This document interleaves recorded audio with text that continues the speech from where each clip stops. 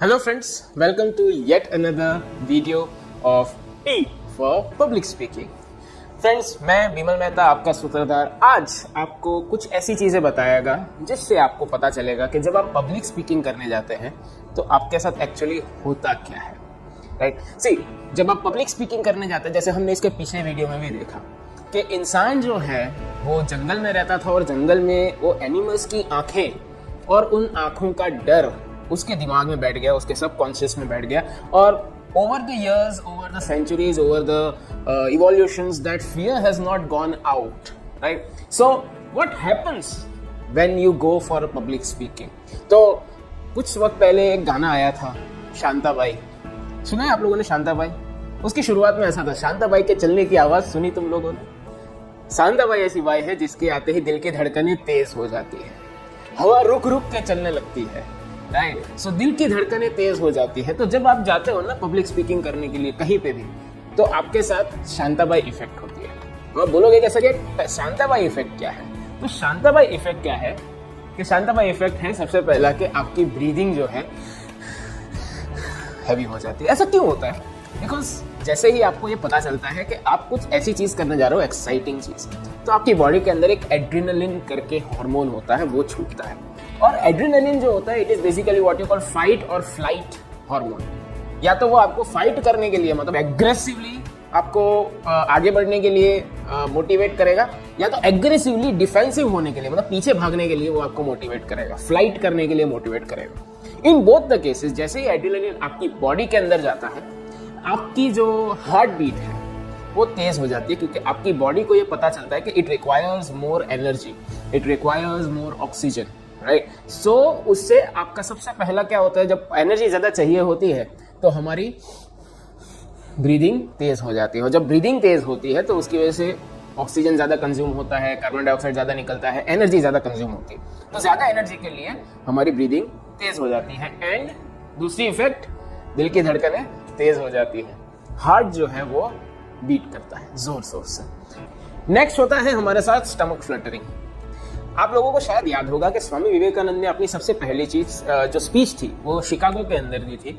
And ऐसा कहते हैं कि उस स्पीच को देने से कुछ समय पहले, कुछ मोमेंट्स पहले उनको भी स्टमक फ्लटरिंग हुई थी, उनको भी वॉशरूम जाना पड़ा था, राइट? सो बेसिकली ये क्यों होता है? क्योंकि जैसे ही आप अपनी बॉडी के अंदर एड्रेनलिन जाता है, दिल की धड़कनें तेज हो जाती है, तो आपका जो स्टमक है उसके अंदर एसिड रिफ्लक्स होता है, ठीक है? एसिड जो होता है वो बुलबुले मारता है और उसकी वजह से आपको भी गड़बड़ होती है, आपको भी ऐसा लगता है कि पेट के अंदर कुछ गुड़गुड़ हो रहा है, इसको कहते हैं बटरफ्लाइज इन द स्टमक। जैसे ये भाई साहब के साथ हो रहा है, उसके पेट में भी तितलियां उड़ रही है, तो ऐसा ही आपके पेट के अंदर भी होता है। वो तितली नहीं होती एक्चुअली, वो आपका एसिड होता है पेट का, राइट?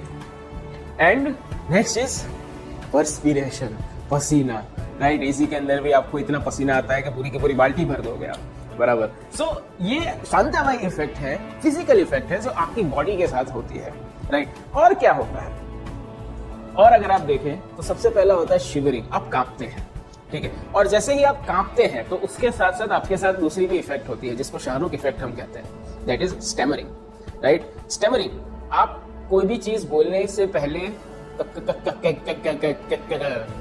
राइट डरते हैं, कतराते हैं कि मैं सही बोल रहा हूँ, गलत बोल रहा हूँ, you know, that is the kind of thing which happens to you because आप नर्वस हो गए हो। आपकी बॉडी की सिस्टम ऐसी हो गई है कि आपका माइंड उतना सारा ऑक्सीजन एक साथ ले नहीं पाता, उतनी सारी एनर्जी को एक साथ कंट्रोल नहीं कर पाता, तो कुछ सेकंड्स के लिए आप शिवर करने लगते हो, स्टैमर करने लगते हो।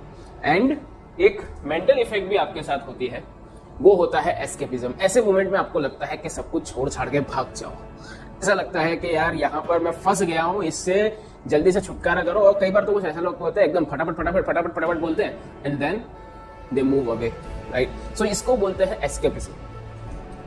कई बार हम लोगों ने हमारे क्लासेस के अंदर देखा है कि एक ही इंसान के सामने देख के बाकी की पूरी ऑडियंस को जोन आउट कर देते हैं, अवॉइड कर देते हैं, एंड उसी को देख के पूरी स्पीच बोल देते हैं, राइट?